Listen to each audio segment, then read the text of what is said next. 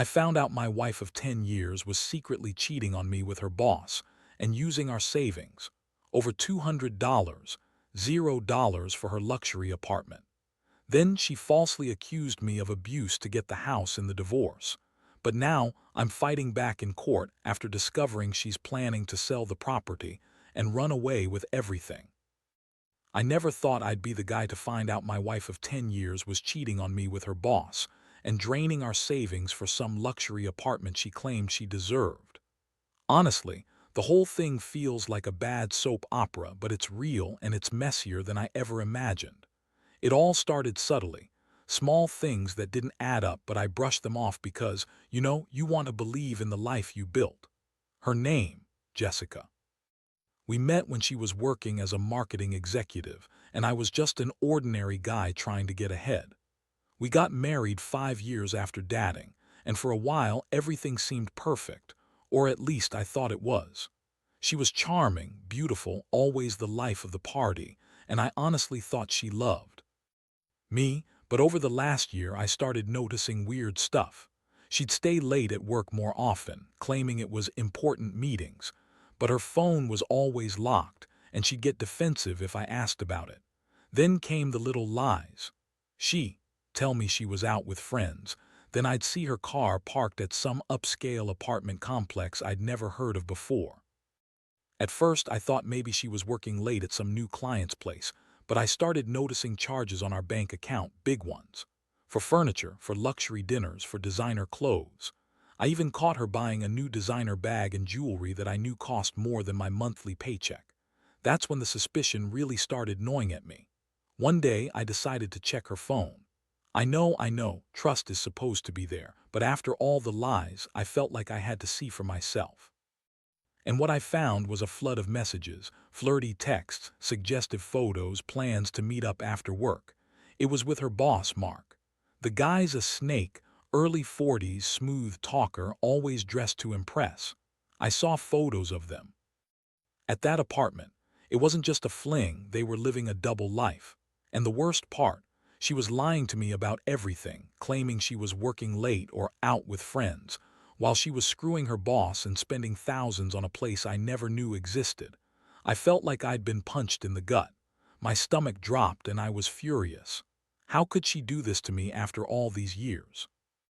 I'd been faithful, working hard, trying to build a future, and she's out there with him, living some fantasy while I was clueless. It was a betrayal on every level, emotional, financial, moral. I started asking myself how long she'd been doing this, how much money she'd drained from our joint account, over $200, $0, just to fund her little affair and her luxury lifestyle. The day I found out was the day my world changed. I didn't confront her right away. I needed to think, to process what I'd seen, but I knew I couldn't ignore it. I started gathering evidence, saving every bank statement, screenshotting messages, compiling everything. I wanted to be prepared because I knew once I exposed her, things would get ugly. I also started planning my next move, how to get my money back, how to stop her from selling that apartment and running away with everything. It was a nightmare I never saw coming. The woman I loved, the woman I married, was out there betraying me in the worst way possible, and I had to figure out how to fight back, how to protect myself from losing everything, my dignity, my money, my future. I knew I had to act fast, but I also felt a strange mix of heartbreak and rage. I trusted her, and now I was just trying to hold on to what little I had left. After I gathered enough evidence, I knew I had to confront Jessica. That day, I came home earlier than usual, pretending I was just in the mood for some quality time. But honestly, I was ready for war. I had her phone in my pocket, the screenshots of her messages, the bank statements, everything. I needed her to see I wasn't stupid, that I knew exactly what she'd been up to. When she opened the door, her face froze. She was wearing that fake smile she always put on, the one that used to make me feel special. Now it just made me sick. I didn't say much at first. I just looked at her, then pulled out her phone and played the screenshots right in front of her. Her eyes widened, her lips trembled. She stammered, trying to deny it, calling me paranoid, saying I'd misunderstood. But I wasn't buying it. I told her I knew about her affair with Mark, about the apartment she'd been living in, about the money she'd stolen from us. She started crying fake tears, I could tell. Her voice turned bitchy, accusing me of being crazy, saying I was just jealous or insecure. She insisted she loved me, that she was just stressed and needed an escape, that Mark was just a thing, nothing serious. But I saw right through her.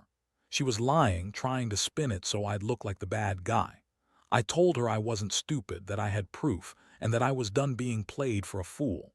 That confrontation was the beginning of the end. I told her I was filing for divorce and that I wanted my fair share of everything. Our savings, the house, the apartment, everything. She scoffed, saying I'd never get anything, that she'd fight me in court, and worse, she'd accuse me of abuse to take the house away from me.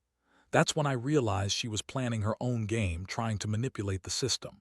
She's always been good at lying, at twisting things around to her advantage. But I wasn't going down without a fight.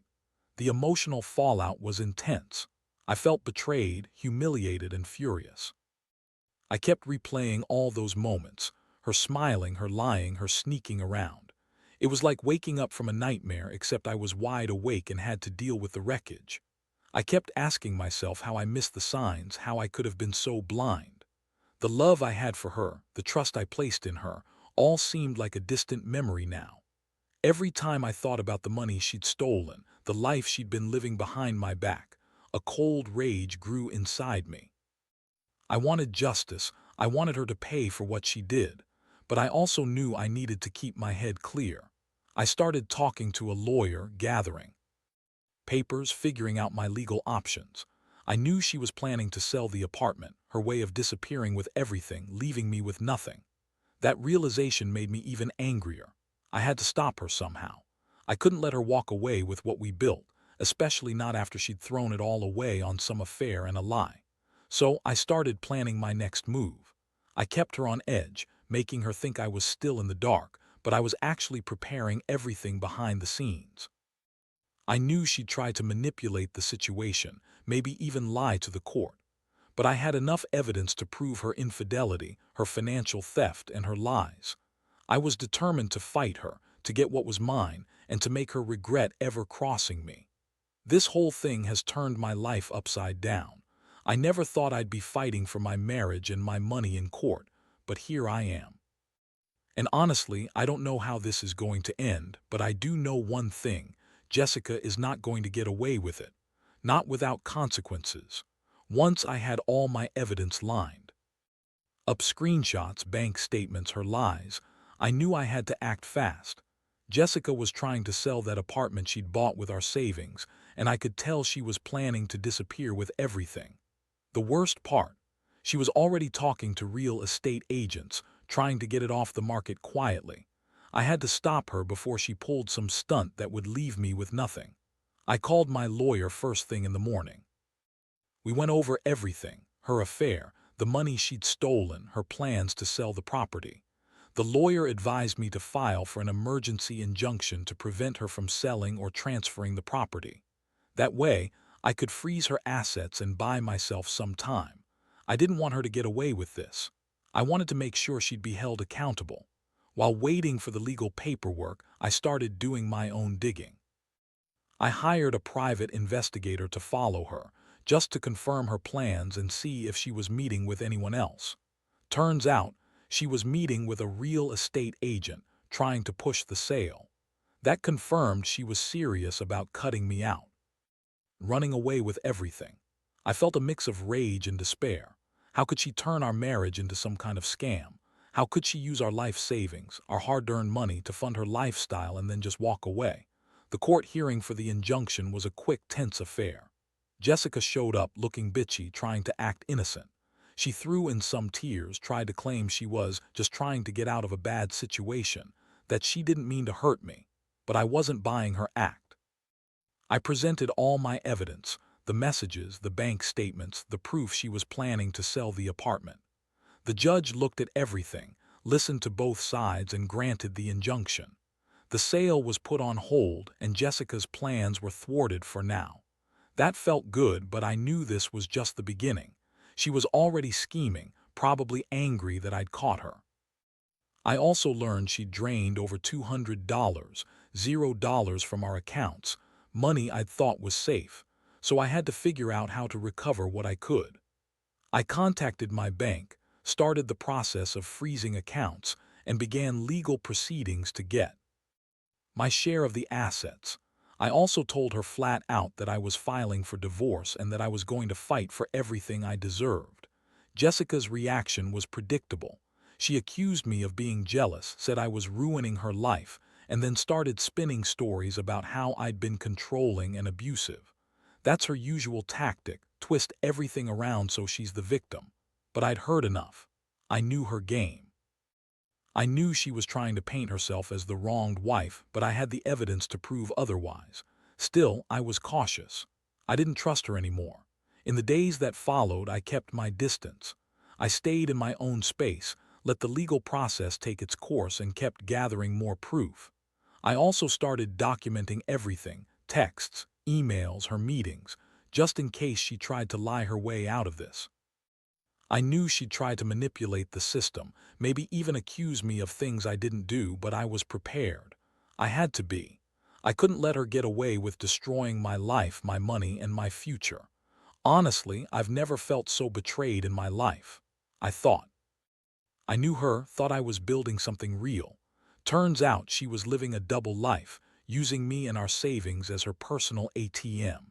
Every day I wake up wondering how I let it get this far, how I missed the signs, how I was so blind to her true nature.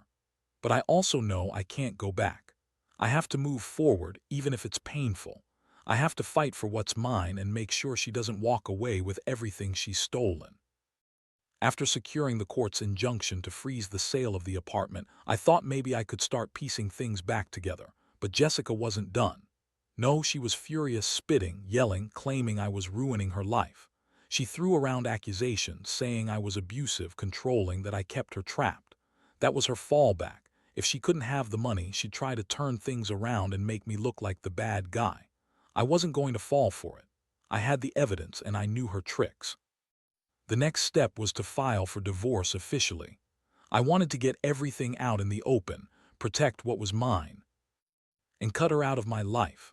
My lawyer told me to prepare for a long battle. She'd probably fight me tooth and nail, maybe try to claim I was abusive to get the house in the divorce settlement. That's her style. Lie, manipulate, twist facts to her advantage. But I had enough proof of her affair, her theft, and her plans to sell the apartment. I wasn't going down without a fight. Meanwhile, Jessica started making moves to hide her assets. I caught her transferring some money to offshore accounts, trying to move it out of reach. I filed a motion with the court to freeze all her accounts and any property she might try to sell. It was a tense few days. I felt like I was in a war I couldn't see the full battle lines for, but I was determined to win. I didn't want her to walk away with everything. Her betrayal was bad enough, but losing my savings, my home, and my future, that's something I wasn't going to let happen. Then came the bombshell. Jessica accused me of abuse, claiming I'd been controlling and violent. She even went as far as to say I'd hit her, something I never did. I knew she was lying, trying to get the house in the divorce, trying to paint me as the bad guy. I had a lot of recordings and messages that proved I never raised my voice at her, never laid a hand on her. All her accusations were just her desperate attempt to manipulate the court. I handed over everything I had, texts, emails, witness statements from friends who knew her side of the story. I wanted to make sure the truth was clear. The court didn't buy her story. They saw through her lies, especially after I presented my evidence. The judge ordered her to stop all sales activity, froze her assets, and scheduled the next hearing. I felt a little relief. At least for now, she couldn't run away with everything. But I knew she was angry, desperate, and capable of doing more underhanded stuff. That's why I kept my guard up. Throughout all this chaos, I was flooded with a mix of emotions: anger, sadness, frustration. I kept asking myself how I missed the signs, how I let her get so deep into this lie. I kept thinking about the life we'd built, the trust I'd given her, and how she'd thrown it all away for some affair and a fancy apartment. But the one thing I refused to do was give her the satisfaction of seeing me broken. I'd come this far, fighting for my rights, fighting for the truth.